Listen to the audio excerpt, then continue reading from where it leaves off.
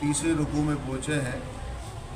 تیسرے رکوع کی ابتدا جس آیت سے ہوتی ہے وہ اتنا جامع آیت ہے کہ آدم علیہ السلام سے لے کر حضور صلی اللہ علیہ وسلم تک جتنے انبیاء کرام آئے ہیں، اس آیت کے اندر اللہ تعالیٰ جو ارشاد فرما رہا ہے ان کی ساری تعلیمات یا ان کی دعوت و تبلیغ کا وہ خلاصہ ہے۔ کیا ہے؟ خلاصہ ہے، جسٹ ہے، کمنٹ ہے، اس کی کمنٹری آپ یہ کہہ لیں کہ تلخیص اللہ تعالیٰ نے ایک جملے کے اندر سارے انبیاء کی جو دعوت تھی، جس کی طرف وہ بلاتے تھے، جس کام کی وہ تبلیغ دیتے تھے، جو ان کا مشن تھا، جس مقصد کے لیے ان کو مبعوث کیا گیا تھا، اس آیت کے اندر، اس ایک آیت کے اندر اللہ تعالیٰ نے اس مقصد کو کیا کر دیا؟ بیان کر دیا۔ قرآن مجید فرقان حمید کے اندر مختلف انبیاء کرام جب اپنی قوم سے خطاب کرتے ہیں تو یا قومی کہتے ہیں۔ کیا کہتے ہیں؟ اے میری قوم، اعبدوا اللہ ما لکم من الہ غیرہ، اللہ کی عبادت کرو، اس کے سوا کوئی معبود نہیں ہے۔ فاتقوا اللہ واطیعونی، نہیں یہ کہتے ہیں کہ تقوی اللہ کا اختیار کرو، تعلق اللہ سے جوڑو، واطیعونی اور میری اطاعت کرو۔ تعلق جوڑنے کے جو انداز اور طریقے ہوں گے وہ خود سے بندہ ایجاد نہیں کر سکتا، وہ نبی کے طریقے پہ چلنا ہوتا ہے۔ کس پہ چلنا ہوتا ہے؟ اگر اللہ تعالیٰ سے محبت رکھنی ہے تو طریقہ بھی نبی سے سیکھنا ہوگا، عقیدت رکھنی ہے طریقہ بھی نبی سے سیکھنا ہوگا، شکر کرنا ہے تب بھی طریقہ نبی سے سیکھنا ہوتا ہے، عبادت کرنی ہے تب بھی طریقہ کس سے سیکھنا ہوتا ہے؟ وہی کہ ہم اس کام میں محتاج ہوتے ہیں کہ اللہ تعالیٰ سے تعلق کی نوعیت کیا ہے، کہ اللہ کو جانا جائے، پہچانا جائے، مانا جائے، اس کی عبادت کی جائے، اس سے محبت کی جائے، اس کا شکر ادا کیا جائے، اس کے احکامات پر عمل کیا جائے۔ یہ سارے کام خود سے نہیں ہوتے۔ ہر بندے کا جس طرح دل چاہے وہ عبادت اس طرح نہیں کر سکتا۔ اگر اس طرح ہو تو ہزار لوگ پھر ہزار طریقوں سے کریں گے، کسی کا ذہن چھوٹا ہے، کسی کا بڑا ہے، کوئی کس طرح سوچتا ہے، کوئی کس طرح سوچتا ہے۔ عبادت کا طریقہ، شکر کا طریقہ، اللہ تعالیٰ سے تعلق محبت کا طریقہ وہی ہوگا جو آپ صلی اللہ علیہ وسلم نے تعلیم کیا ہوگا۔ ہر قوم کو دعوت دی یا قومی، لیکن حضور صلی اللہ علیہ وسلم کی چونکہ دعوت عالمگیر تھی، آپ ساری کائنات کے لیے رحمت للعالمین تھے اور آپ کو بھیجا پورے انسانیت کے لیے تھا۔ کس کے لیے تھا؟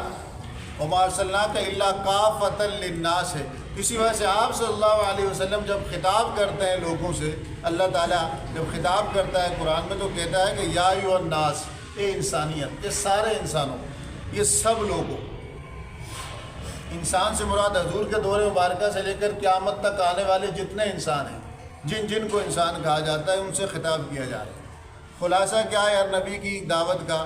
اعبدوا ربکم، عبادت کرو، بندے بن جاؤ اپنے پالنے والے کی، اپنے رب کے کیا کرو؟ عبادت کرو۔ اللہ تعالیٰ ایک کون صفت یہاں لگائی گئی؟ رب، خالق، مالک، رازق نہیں، رب۔ عبادت کرو کیونکہ وہ تمہارا رب ہے۔ اپنے اس ذات کی عبادت کرو جس نے تمہیں پیدا کیا، جو تمہارا خالق ہے، مالک ہے، تمہاری جملہ ضروریات کو پورا کر رہا ہے، چاہے جسمانی ضروریات ہوں، روحانی ضروریات ہوں، ذہنی ضروریات ہوں، ہر قسم کی تمہاری جو ضروریات ہیں، تمہارے جو تقاضے ہیں، اللہ تعالیٰ اس کو کیا کر رہا ہے؟ پورا کر رہا ہے۔ جو ذات تمہاری جملہ ضروریات کو پورا کر رہا ہو، چاہے عالم ارواح میں ہو، چاہے ماں کے پیٹ میں ہو، چاہے اس دنیا میں ہو، وہ ذات ایک ہی ہو سکتی ہے۔ ایسی کوئی ذات ہے سوائے رب کے؟ سوائے اللہ کے ایسی کوئی ذات ہے؟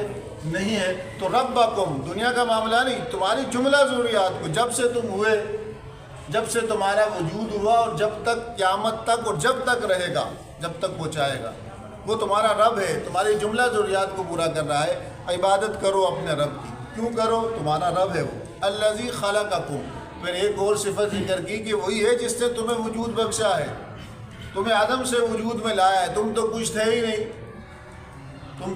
تمہارا خالق ہے، تمہارا خالق ہے، تمہارا بھی خالق ہے۔ والذین من قبلکم، تم سے پہلے جتنے بھی لوگ گزرے ہیں، جتنی بھی مخلوقات گزری ہیں، سب کا خالق ایک ہی ہے۔ مقصد کیا ہے؟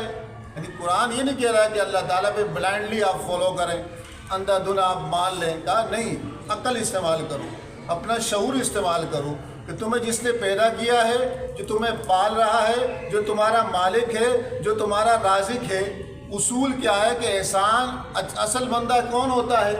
اصل بندہ کون ہوتا ہے؟ صحیح بندہ، درست بندہ کون ہوتا ہے؟ کسی کے ساتھ اگر احسان کیا جائے تو وہ احسان شناسی کرتا ہے۔ تو وہ رب جو تمہارا خالق ہے، مالک ہے، رازق ہے، تمہاری جملہ ضروریات کو پورا کرنے والا ہے، تو اس کے شکرانے کے طور پر اس کو مانو، اس کی عبادت کرو، اس کے بندے بن جاؤ۔ مقصد کیا ہے؟ لعلکم تتقون، تاکہ تمہارے اندر تقوی پیدا ہو جائے، احتیاط والی زندگی گزارو۔ تقوی کیا ہے؟ خوبصورت، حسیر اور سنوری ہوئی زندگی۔ ہر بندہ جو احتیاط کے ساتھ زندگی گزارتا ہے کہ کیا چیز اچھا ہے، کیا برا ہے، میرے کس عمل سے خلق خدا کو فائدہ ہوگا، کس عمل سے خلق خدا کو تکلیف ہوگی، یہ سوچ کے یہ بندہ کب سوچتا ہے؟ انسان کب اپنے آپ کو برائی سے روکتا ہے؟ یا خدا کے خوف سے، یا سزا کے خوف سے، یا خدا خوفی، گاڈ فیئرنس، یا پنشمنٹ کا فیئر ہو، سزا کا خوف ہو۔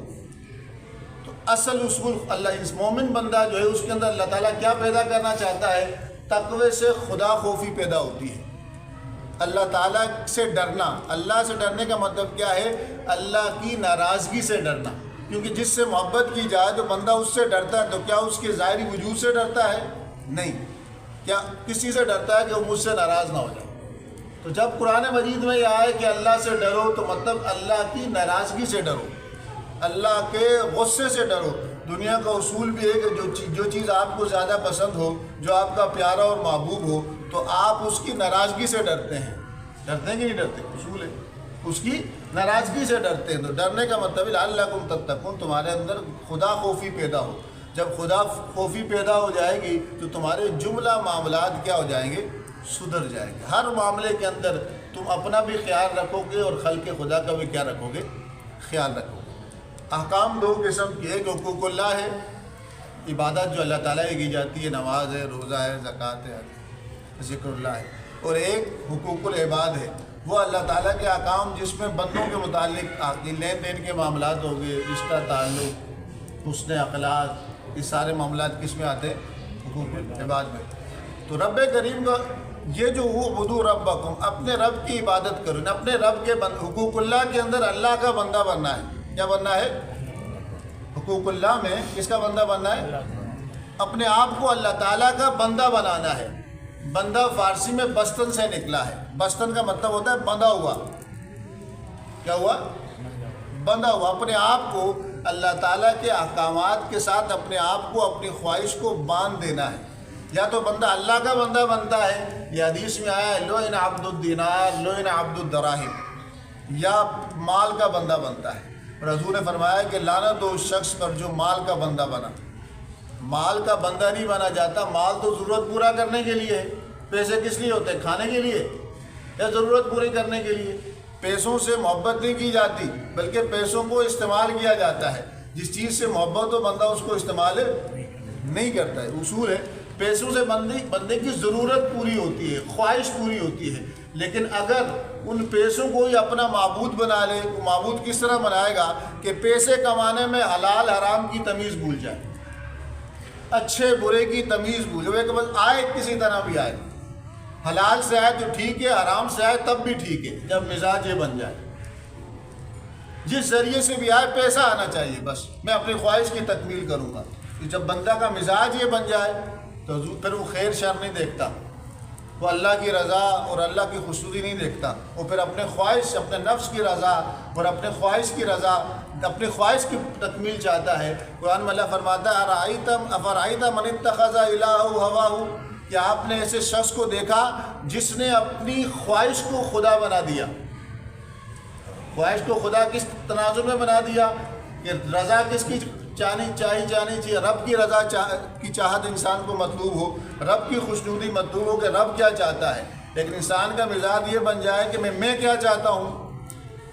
اپنی چاہت کو جب رب کی چاہت پر ترجیح دی جائے گی، پریفر کیا جائے گا، تو قرآن مجید میں ایسے شخص کو پجاری کہا گیا، پوجا کرنے والا کہا گیا، کس کا؟ خواہشات کا۔ اور حدیث میں ایسے شخص کو عبد الدینار اور عبد الدرہم کہا گیا کہ یہ بندہ کیا بن گیا؟ درہم و دینار۔ درہم پہلے سکے ہوتے تھے چاندی کے، اور دینار سونے کے سکے ہوتے تھے، وہ کرنسی جو ہے ختم کر دی گئی، سونا چاندی، ابھی تو کاغذ کرنسی کا ایک نظام چل گیا سارا معاملہ، درہم اور دینار کا بندہ۔ تو حقوق اللہ کے اندر کہا جا رہا ہے کہ تم نے اللہ کا بندہ بننا ہے۔ کس کا بندہ بننا ہے؟ کیوں بننا ہے؟ کہ وہ تمہارا خالق ہے، مالک ہے، رازق ہے اور رب ہے۔ ان صفات کی کوئی ذات ہے ہی نہیں جس کے تم بندے بنو۔ انسان کو اللہ تعالیٰ نے اتنا اونچی شان عطا کی ہے، فرمایا وَلَقَدْ كَرَّمْنَا بَنِي آدم، آدم کی اولاد کو ہم نے عزت دی ہے۔ کیا دی ہے؟ اِنَّا خَلَقْنَا الْإِنسَانَ فِي أَحْسَنِ تَقْوِيمٍ، انسان کی جسمانی ساخت کو ہم نے حسین بنایا ہے۔ کیا بنایا ہے؟ حسین بنایا ہے۔ كُنْتُمْ خَيْرَ أُمَّةٍ أُخْرِجَتْ لِلنَّاسِ تَأْمُرُونَ بِالْمَعْرُوفِ وَتَنْهَوْنَ عَنِ الْمُنكَرِ، اگر ایمان لے آتے ہو تو تم تو بہترین لوگ ہو جو مخلوق کے نفع کے لیے جیتے ہو، اس کی خیر خواہی کے لیے جیتے ہو۔ تو حقوق اللہ کے جو احکامات ہیں، حقوق اللہ کے معاملے میں اللہ کا بندہ بننا ہے، خالص جو عبادت ہوگی اسی کے لیے ہوگی۔ حقوق العباد میں لوگوں کے ساتھ تعلق میں ہماری نیت، ارادہ اور انٹینشن کیا ہونی چاہیے؟ قرآن اللہ فرماتا ہے کونوا عباد اللہ اخوانا، ایک دوسروں کے ساتھ بھائی ہونے کا تعلق رکھو، لیکن یہ بھائی ہونا مفاداتی نہ ہو، عباد اللہ کے بندے بن کر۔ کیا بن کے؟ ایک ہوتا ہے نا بھائی بنا دیا مفادات پیسوں کے لیے، کوئی مقصد کے لیے۔ اللہ فرماتا ہے نہیں، حقوق العباد میں ایک دوسرے کے ساتھ برادرہڈ کا تعلق تو رکھنا ہے، بھائی چارے کا تعلق تو رکھنا ہے، لیکن اس بھائی چارے کی بنیاد کس پر ہوگی؟ عباد اللہ کا بندہ بننے پر ہوگی۔ رب کے حکم کی وجہ سے بن رہے ہیں، رب کے، اس لیے حضور نے فرمایا، حدیث ہے کہ تمہارا رب فرماتا ہے وجبت محبتی للمتحاب بینی فیہ للمتزاورین فیہ وللمتجالسین فیہ، او کما قال علیہ الصلوۃ والسلام۔ حضور فرماتے ہیں تمہارا رب فرماتا ہے کہ میں اس سے ضرور محبت کرتا ہوں، میں اس بندے سے ضرور محبت کرتا ہوں جو بندہ کسی دوسرے بندے سے محبت میری وجہ سے رکھے، کسی دوسرے بندے سے ملے تو میرے حکم کی وجہ سے ملے، کسی سے تعلق رکھے تو بیچ میں بھی شامل ہوں، بیچ میں۔ تو حقوق اللہ میں اللہ کا بندہ بننا ہے خالص، تو حقوق العباد میں اللہ کا بندہ بن کر بھائی چارہ رکھنا ہے، محبت کا تعلق رکھنا ہے، خیر خواہی کا تعلق رکھنا ہے، نصیحت کا تعلق رکھنا ہے۔ یہ قرآن کی آیت جو تھی یہ جملہ انبیاء کرام کی تعلیمات کا خلاصہ ہے، جسٹ ہے، آپ یہ کہہ لیں کمنٹری ہے، یہ خلاصہ سب کی تفصیل کا ایک کیپسول فارم میں ذکر کر دی گئی کہ اعبدوا ربکم، اپنے رب کی عبادت کرو جس نے تمہیں پیدا کیا ہے، تم سے پہلے لوگوں کو پیدا کیا، مقصد کیا ہے، پرپس کیا ہے، آبجیکٹیو اور گول کیا ہے، لعلکم تتقون، تم متقی بن جاؤ، تم نکھرے ہوئے بن جاؤ، تم سنورے ہوئے بن جاؤ، تم خلق خدا کو نفع دینے والے بن جاؤ، تم خیر خواہی اور محبت کا مرکز اور ماوا بن جاؤ۔ حضرت فرمایا کہ المومن معلف او المومن معلف، مومن جو ہے محبت کا مرکز ہوتا ہے، اس سے محبت کی جاتی ہے اور وہ محبتیں بانٹ رہا ہوتا ہے اپنے کردار سے، افکار سے، اپنے اعمال اور رویوں سے۔ وہ کیا بانٹ رہا ہوتا ہے؟ اعمال اور رویے، حسن اخلاق، اگر اخلاق اچھا ہو، کردار اچھا ہو تو کیا ہوتا ہے؟ خلق خدا کو اس سے نفع ہوتا ہے۔ پھر اللہ تعالیٰ فرماتا ہے الذی جعل لکم الارض فراشا، وہی رب ہے جس نے زمین کو تمہارے لیے فرش بنایا، وہی تو ہے۔ والسماء بناء، آسمان کو تمہارے لیے چھت بنایا، تعارف کروا رہا ہے۔ وانزل من السماء ماء، آسمان سے پانی اترتا ہے تو کس نے اتارا؟ رب نے اتارا۔ فاخرج به من الثمرات، پانی اتارا، اترنے کے بعد اس سے جو پھل، فروٹ، سبزیاں، اناج تم نکلے، کس نے نکالے؟ کس کے لیے نکالے؟ رزقا لکم، تمہارے لیے نکالے۔ اتنے احسانات گنوا رہا ہے۔ ان سب نعمتوں کو ہٹا دیں، ہماری کوئی زمین چلی جائے، آسمان چلا جائے، پانی چلا جائے، اناج چلا جائے، ہمارا وجود رہتا ہے؟ نہیں رہتا۔ ہمارا اپنے رب ہونے کی نشانیاں بتا رہا ہے، آسمان، زمین، اناج، بارش، پانی۔ پھر تم اب کیا کرو؟ فلا تجعلوا للہ اندادا وانتم تعلمون، اللہ کے برابر کسی کو مت بناؤ، رب کے برابر کسی کو مت بناؤ۔ کوئی تمہارا خالق، مالک، رازق اور مدبر کائنات نہیں ہے جس کے اندر یہ 5 صفات ہوتی ہیں، وہی معبود بن سکتا ہے، وہ اسی کے تم بندے بننے کی صلاحیت رکھتے ہو۔ یہ اللہ تعالیٰ کی خاص صفات ہیں، خالق، مالک، رازق، رب اور مدبر کائنات۔ فرمایا وَإِن كُنتُمْ فِي رَيْبٍ مِّمَّا نَزَّلْنَا عَلَىٰ عَبْدِنَا، پھر جو قرآن ہے اللہ فرماتا ہے اگر تمہیں اس میں شک ہے جو ہم نے اپنے بندے پر نازل کیا تم نے کہا کہ انہیں خود بنا لیا ہے، کوئی مسئلہ نہیں، فاتوا بصورت من مثلہ، تم عربی زبان کے ماہر ہو، تمہارے پاس شعراء ہیں اس وقت کے جو تھے، تمہارے پاس خطیب ہیں، تم جو ہے جنات سے بھی مدد لیتے ہو، تم جو ہے پڑھے ادیبوں سے بھی مدد لے سکتے ہو، سارے جمع ہو جاؤ، قرآن کی مثل ایک صورت بنا کے لے آؤ۔ ابھی تک چیلنج ہے، قیامت تک کا یہ چیلنج ہے۔ فاتوا بصورت من مثلہ، اگر حضور صلی اللہ علیہ وسلم نے یہ خود بنایا ہے، محمد صلی اللہ علیہ وسلم نے اگر قرآن خود سے کہا ہے، ان کی باتیں ہیں، تو اللہ فرماتا ہے تم بھی ایسی باتیں کہہ کے دکھاؤ، سب جمع ہو جاؤ جس طرح ہو سکتا ہے، سب کو جمع کر لو۔ وَدُعُوا شُهَدَاءَكُم مِّن دُونِ اللَّهِ، اپنے سارے جو تمہارے مددگار ہیں، شعراء، خطیب، ادیب، دانشور، عربی زبان کے ماہر، لغت کے ماہر، علم تاریخ کے ماہر، تمہارے جو جادوگر ہیں، تمہارے جو جنات ہیں، جو بھی تمہاری جو کچھ بھی ہے، جن کو بھی تم جمع کر سکتے ہو، تمہارے نزدیک جو بڑے علم والے، بڑے پاور والے ہیں، سب کو جمع کر لو، اللہ کو چھوڑ کے۔ کس کو چھوڑ کے؟ کلام اللہ کا ہے نا، تم نے کلام بنانا ہے، رب کی مدد کے بغیر اپنے جو تمہارے پاس ذرائع ہیں، جو تمہارے نزدیک اعتماد والے، ان کو لے آؤ، ایک صورت بنا کے لے آؤ۔ اس ٹائم کا چیلنج کیا تھا، عرب کے لوگ نے بڑی کوشش کی، اس ٹائم کے شعراء نے، خطباء نے بڑی کوشش کی، وہ کیسے بنا سکتے ہیں؟ وہ تو صرف عربی زبان کے ماہر تھے نا، قرآن تو اللہ کا کلام ہے، اس کا جو کلام کا معنی مفہوم ہے، اس میں مستقبل کی باتیں ہیں، ماضی کی باتیں ہیں، حال کی باتیں ہیں، غیب کی خبریں ہیں، آسمانی خبریں ہیں، زمینی خبریں ہیں، کس کا اتنا علم ہوگا؟ وہ کیا کرتا؟ اگر عبارت بنا لیتے تو معنی خراب ہو جاتا، معنی کی طرف آتے تو عبارت خراب ہو جاتی، کوئی خبر دیتے تو کیا خبر دیں، خبر ناقص ہوتی۔ وہ اسی شچوپن میں تھے کہ الفاظ کو درست کریں تو معنی بگڑ جاتا ہے، معنی درست کریں تو الفاظ بگڑ جاتا ہے، اسلوب کی طرف توجہ ہوتے ہیں تو گرامر بگڑ جاتی ہے۔ کیوں؟ کہ یہ اللہ کا کلام تھا، جس طرح یہ الفاظ اعلیٰ ہے، اس کا معنی اعلیٰ ہے، اس کا اسلوب اور انداز اعلیٰ ہے۔ اللہ نے فرمایا ان کنتم صادقین، اگر تم نے اعتراض کیا، ڈانٹ نہیں رہا اللہ، کہا مقابلہ کرو، تم نے کہا یہ خود سے ہے، حضور صلی اللہ علیہ وسلم نے خود سے بنایا، تم بھی ایک صورت بنا کے لے آؤ، یہاں تک کہ آگے کہا گیا کہ ایک آیت بنا کے لے آؤ، وہ نہیں لا سکتے۔ اس وقت کے شعراء، اب تک یہ قیامت تک کا چیلنج ہے، قرآن کا معجزہ ہے، اب تک کا چیلنج ہے۔ پہلی آیت میں کہا لا ریب فیہ، شک نہیں ہے، اس آیت میں کہا کہ تمہیں کوئی شک ہے تو تم بنا کے لے آؤ، اس بات میں کہ یہ انسان کا کلام ہے۔ فرمایا جا رہا ہے فَإِن لَمْ تَفْعَلُوا، یہ بھی کہا کہ تم نے نہیں کیا، تم اس کی مثل صورت اگلا دعویٰ سنیں، وَلَن تَفْعَلُوا، قیامت تک تم نہیں کر سکو گے، ابھی تک قیامت تک ہرگز تم نہیں کر سکو گے، قیامت تک کا چیلنج دے دیے، نہیں کر سکو گے۔ فَاتَّقُوا النَّارَ، جب حقیقت تمہارے سامنے کھل گئی ہے تو پھر یہ انکار کرنے والا سچائی کا، جانتے بوجھتے ہوئے حق کا انکار کرنے والے کا ٹھکانہ تو سزا ہی ہے، جہنم ہی ہے۔ فَاتَّقُوا النَّارَ، اس آگ سے ڈرو، الَّتِي وَقُودُهَا النَّاسُ وَالْحِجَارَةُ، جس کا ایندھن انسان اور پتھر ہوں گے، اعدت للکافرین، یہ انہی لوگوں کے لیے تیار کی گئی ہے جو انکار کرتے ہیں، حق کو سامنے دیکھ کر اس کا کیا کرتے ہیں؟ انکار کرتے ہیں، ضد اور ہردرمی کی وجہ سے، حسد اور عداوت کی وجہ سے کیا کرتے ہیں؟ انکار کرتے ہیں۔ تو اللہ عز و جل سے دعا کریں، پھر آگے مومنین کی صفات انشاءاللہ کل اس کو دیکھیں گے، تو اللہ عز و جل سے دعا کریں کہ رب کریم ہمارا تعلق اپنی ذات سے بھی اور اپنے کلام سے بھی مضبوط کریں۔ قرآن آپ کے سوالوں کا جواب دے رہا ہے یا نہیں دے رہا؟ 5 دن درس میں میرا جواب ہے کہ نہیں ہے؟ قرآن کا اسلوب خطیبانہ ہے، قرآن کا یہ انداز ہے، ہر چیز کا جواب دے رہا ہے اور دلائل کے ساتھ دے رہا ہے، شعوری طور پر کہہ رہا ہے کہ تم اپنا شعور استعمال کرو، اپنی عقل استعمال کرو، غور و فکر کرو، لیکن صحیح انداز سے، درست سمت سے۔ ایک بندہ بولے میں قرآن میں غور و فکر کرتا ہوں، کیا کرتا ہوں؟ کس طرح کرتے ہو؟ ہر چیز کا طریقہ کار ہوتا ہے نا، اصول ہوتے ہیں، قواعد و ضوابط ہوتے ہیں۔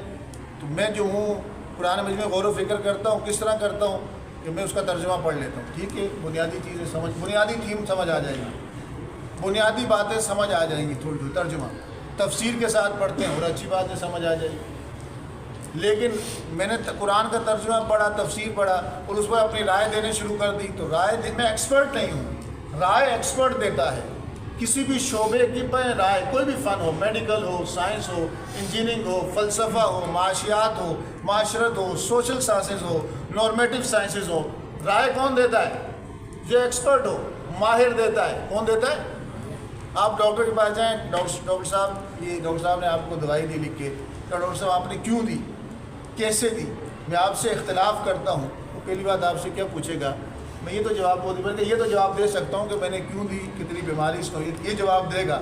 لیکن جب آپ یہ حجت کریں گے کیسے دی، آپ نے یہی کیوں دی، تو آپ سے سوال کرے گا کہ تم نے MBBS کیا ہے، تو میڈیکل کی الف بے پتہ ہے. اگر ایک بندہ جا کے یہ بولنا شروع کرے ڈاکٹر صاحب میں آپ سے اختلاف کرتا ہوں اس بیماری کے ڈائگنوز کرنے میں اور اس بیماری کی جو آپ نے علاج تشخیص کیا، تجویز کیا اس میں، تو اگلا سوال یہ کرے گا کہ تم جس شعبے کا میں ماہر ہوں، جس شعبے سے میرا تعلق ہے، اس شعبے میں تمہاری علمی قابلیت کیا ہے؟ پوچھے گا کہ حق پہنچتا ہے کہ نہیں پہنچتا؟ ہر بندہ یہ پوچھتا ہے. ایک مکینک، آپ موٹر سائیکل جا کے ٹھیک کرانے کے لیے گئے مکینک کے پاس، تو موٹر سائیکل والے نے کہا کہ اس کے پلگ میں مسئلہ ہے. آپ نے کہا کیوں مسئلہ ہے، پتہ جواب دے دے گا کیسے مسئلہ، اور آپ کہیں کہ نہیں اس میں مسئلہ ہے، تو آپ سے پوچھے گا تجھے کام آتا ہے؟ میرا سوال ہی کرے گا نا تجھے کام آتا ہے؟ آپ کے نہیں بس میں دیکھ کے مجھے پتہ چلا. یہ جاہلانہ سوال ہے. بندہ اپنے درجے پہ آئے اور پھر بات کرے. رائے دینے کا حق ایکسپرٹس کے پاس ہے. کس کے پاس ہے؟ آپ قرآن کے ایکسپرٹ بن جائیں، آئیں قرآن پڑھیں، قرآن کا علوم حاصل کریں، عربی زبان سیکھیں. قرآن کوئی روک رہا ہے؟ کسی کو روک رہے ہیں؟ کسی نے کہا کہ علماء صرف خاص طبقہ ہی بن سکتا ہے، آپ سب بن سکتے ہیں. کیا صرف نوجوان ہی بن سکتے ہیں؟ بوڑھے بھی بن سکتے ہیں. وقت دیں، پڑھنا شروع کریں، 5 سال 6 سال 7 سال پڑھیں. اس کے بعد جب آپ عالم دین بن جائیں، ایک خاص کیٹیگری میں آ جائیں تو رائے دیں. محمود رائے جو شریعت کے دائرے میں آتی ہے. اس سے پہلے بچوں کا کھیل نہ بنائیں، ہنسی مذاق نہ بنائیں، یہ فضول سی بات ہے. تھوڑا قرآن ایک عقلی کتاب ہے، شعوری کتاب ہے، شعور دینے والی کتاب ہے. تو اللہ عز و جل سے دعا کریں کہ رب کریم اس قرآن کے ذریعے، اس میں دعا میں آتا ہے کہ اللہ تعالیٰ اس قرآن کو ہمارے سینے کی بہار بنا، آنکھوں کا نور بنا، آنکھوں کی ٹھنڈک بنا اور ہدایت کا ذریعہ بنا. فقہی مسائل کی طرف آ جائیں. المس علی الخفین. مس الخفین کا مطلب ہے کہ چمڑوں کے موزوں پہ مسح کرنا. چمڑوں کے موزوں پہ. امام اعظم ابو حنیفہ رضی اللہ تعالیٰ عنہ سے پوچھا گیا، کیونکہ آپ کوفہ میں رہتے تھے، تو کچھ لوگ، آپ نے کہا اہل سنت کی علامت کیا ہے؟ تو آپ نے فرمایا تفضیل الشیخین، حب الختنین، مسح علی الخفین. آپ نے کہا کیونکہ ان کے علاقے کے اندر کچھ لوگ ان اہل سنت کی علامتوں کا انکار کرتے تھے، تو آپ نے بطور خاص ان 3 علامتوں کا ذکر کیا کہ سیدنا صدیق اکبر اور عمر فاروق کو سب صحابہ پہ کیا سمجھنا؟ افضل سمجھنا. حب الختنین، سیدنا عثمان غنی اور علی جو حضور کے داماد ہیں، ان سے محبت کرنا اور موزوں پر مسح کرنا. موزوں پر، موزے کون سے ہوتے ہیں؟ چمڑے کے موزے.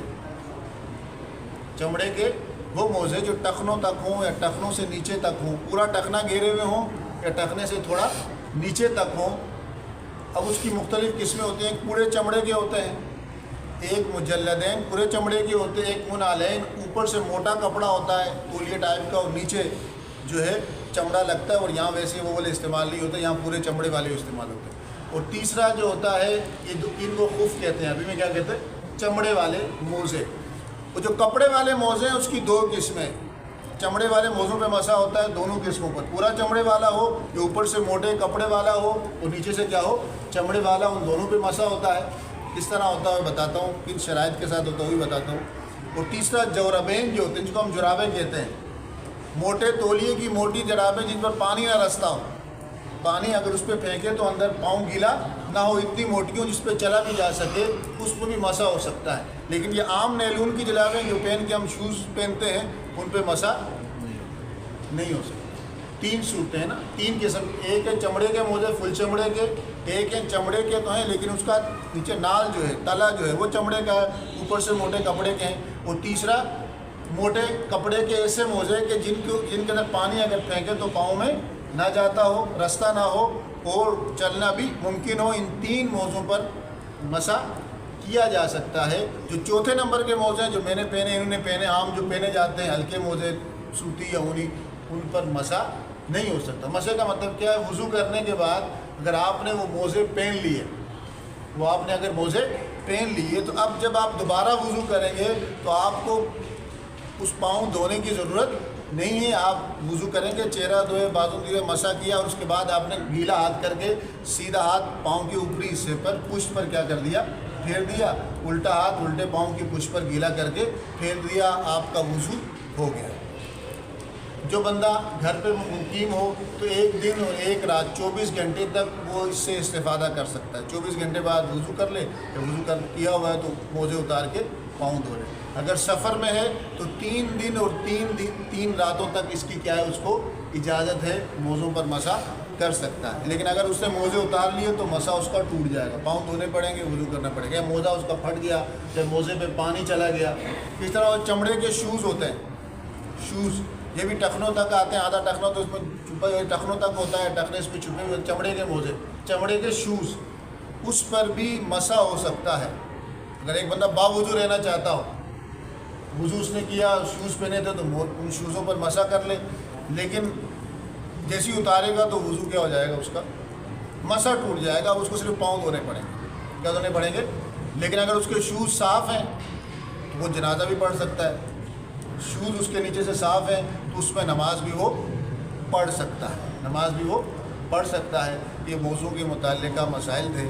تو اللہ عز و جل سے دعا کریں کہ ہمیں شرعی مسائل سمجھنے, اس پر عمل کرنے کی توفیق نصیب فرمائے. موضوع پہ مسح اس وقت وہ چیز توڑ دیتی ہے جس سے وضو ٹوٹتا ہے. جب آپ وضو دوبارہ کریں گے تو مسح بھی دوبارہ ہو. اس کے علاوہ موزے اگر اتار لیں اس سے بھی مسح. چمڑے کے موزے کی بات, 3 موضوع کی بات کی نا, چمڑے کے موضوع کی بات کریں. اور اگر ایک بندہ غسل فرض ہو گیا تب بھی مسح کیا ہو جائے گا, باطل ہو جائے گا. یہ وضو کے اندر یہ سہولت ہے, غسل میں نہیں. اس کے علاوہ جسم کے کسی حصے پر آپ وضو کرتے ہیں, زخم لگ گیا, آپ نے پٹی باندھی ہے اور اس کا دھونا وضو میں فرض ہے یا غسل میں فرض ہے, پٹی اتار نہیں سکتے یا پانی لگانا مشکل ہے, تو آپ اس پٹی کے اوپر بھی مسح کر لیں تو اس کی اجازت ہو جائے, آپ کا وضو ہے غسل ہو جائے گا. شریعت نے اس کی رخصت دی ہے, اجازت دی ہے. تو اللہ عز و جل سے دعا ہے کہ جو کچھ سنا اس پر عمل کرنے کی ہم سب کو توفیق نصیب فرمائے. وما علیہ الا البلاغ.